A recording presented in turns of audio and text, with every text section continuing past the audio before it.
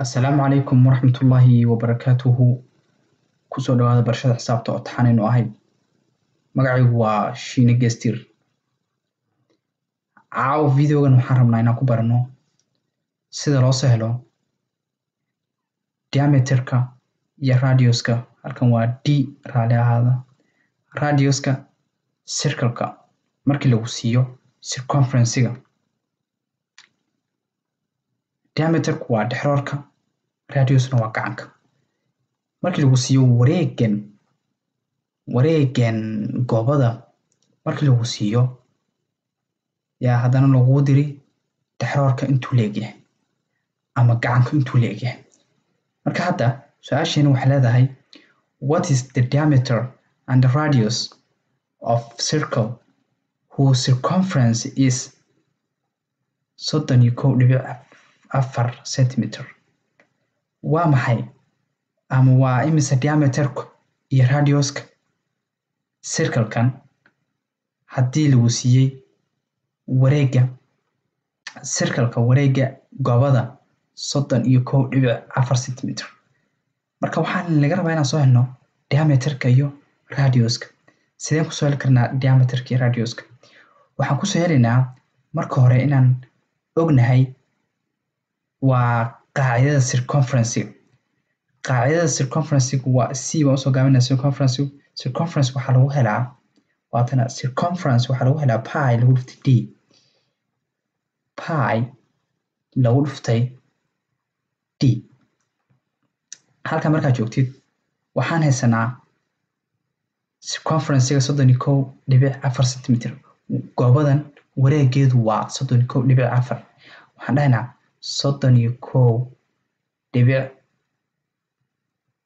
31.4 waxay la mid tahay pi waxa weeyaan 3.14.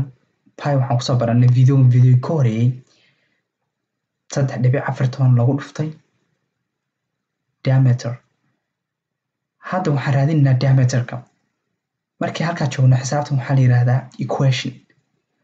markii halkaa joogtid dhan walba waxaad u qaybinaysaa tirada la raadinayo tirada lagu dhufanayo. hadda tirada la raadinayo waa diameterka, ta lagu dhufanayna waa 3.14. tan ayaad dhan walba u qaybinaysaa. waxaad dhihi 3.14 halkana 3.14. dhan walba waxaad u qaybisay 3.14. tan iyo tan waa isla baxeen. d baa inoo saadhay oo noogu taagan diameter. diameter marka waxay la mid tahay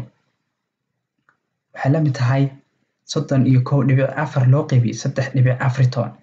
markaan bal calculator-keena aan soo qaadano 31.4 loo qaybiyey 3.14 oo pi u taagan waxay la mid tahay 10. marka diameterku waa 10.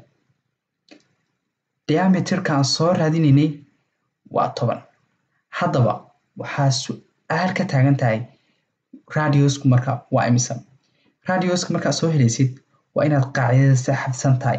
radius waxay la mid tahay diameterka oo loo qaybiy 2. hadda diameterka aan soo helnay waa 10. haddii 2 loo qaybiyo waxay la mid tahay radius waxay la mid tahay diameterka oo 10 ah oo loo qaybiyey 2. marka radius waxay la mid tahay 5. radiusna waxay la mid tahay 5, diameterna waxay la mid tahay 10. saas ayaan su-aasheeni koowaad kaga baxnay.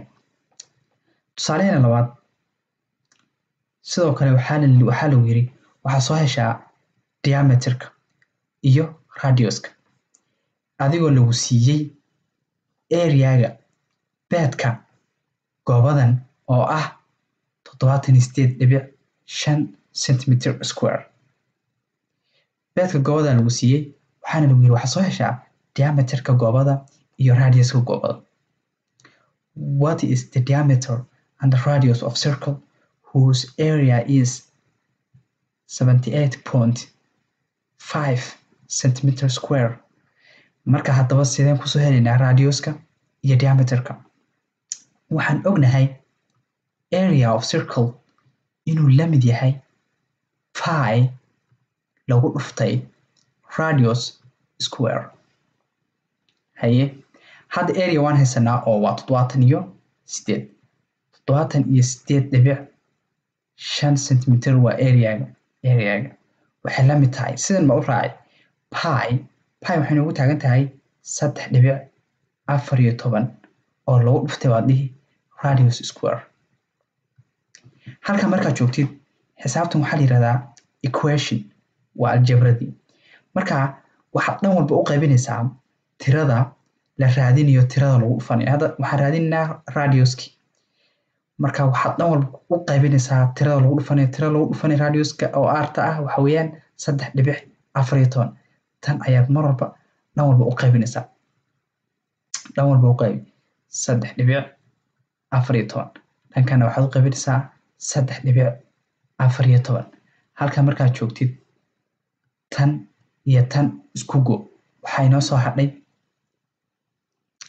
radius oo squarean waxay la mid tahay 78.5 loo qaybiyay 3.14. calculatorka balan aadno 78.5 loo qaybiyay 3.14 waxay la mid tahay 25. waxay la mid tahay 25. halka markaad joogtid halka markaad taagan tahay waxaa laga rabaa inaad ka saartid square root baad ka saaraysaa dhan walba. square root iyo jibaarinahaas la baxaan waxay noo soo haray r oo inoogu taagan radius wuxuu la mid yahay 25 laga saaray square root. 25 oo laga saaray square root waxa weeyaan tirada lagu dhufto tirada la isku dhufto laba jeer oo 25 keento waa tee sidaad uga saartay square root waa 5 markii lagu dhufto 5 waxay soo saartaa 25 soo ma marka square root 25 waa 5 marka radiuskan wuxuu la mid yahay 5. haddii aan soo helnay radiuska circle-kan lana siiyey areagiisii ama bedkiisii haddaba diameterkiisu waa mise. haddii aad qaacidadii xasuusatid diameterka halkan soo fiiri diameterka waxaa lagu helaa radius lagu dhuftay 2 tartiibtaada waxaa dhihi marka radius waxaan soo helnay 5 marka diameter wuxuu la mid tahay radius lagu dhuftay 2 diameter marka waxay la mid tahay radius waxaan soo helnay 5 oo lagu dhuftay 2 diameter marka waxay la mid tahay 10 diameterna waxay la mid tahay 10.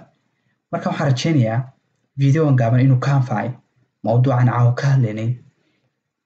inta aan ku kulmi doono video la mid ah waxaan idin is dhaafayaa assalaamu calaykum waraxmatullaahi wabarakaatuhu. hana iloobin inaad subscribe nagu caawisaan.